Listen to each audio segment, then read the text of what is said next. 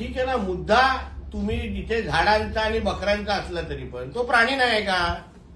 आणि त्या निमित्ताने जे काही रक्त वाहून जातं सगळीकडे, काही असंख्य म्हणजे मोठ्या सगळ्या सोसायट्यांमध्ये आणि घरांमध्ये आपल्याला रक्त वाहताना दिसतं बकरी ईदच्या काळात. मग तेव्हा हे पर्यावरणप्रेमी कुठे असतात?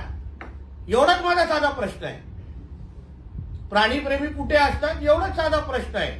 कोण ऑक्सिजन देतं नाही देतं हा वेगळा मुद्दा आहे.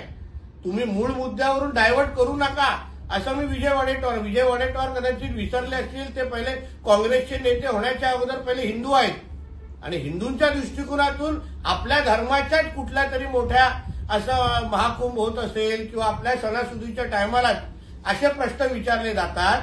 मग अन्य धर्माच्या टायमाला हे गप्प का? एवढा साधा प्रश्न विचारलाय मी, त्याच्यामध्ये चूक काय?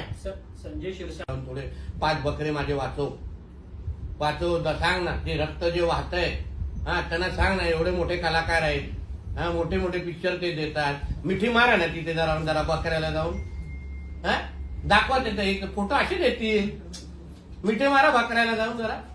उगाच सगळं प्रेम, सगळं पर्यावरण, सगळं हे माझं एवढं पर्यावरणवर प्रेम करायचं का? नक्की करायचं. आपल्याला झाडं पाहिजे तो फुल स्टॉप. पण तेच प्रेम त्याच्या टायमाला दाखवा, बकरीच्या टायमाला दाखवा, मला काही प्रॉब्लेम नाही. ईदच्या टायमाला दाखवा, दुसऱ्या टायमाला काही प्रॉब्लेम नाही.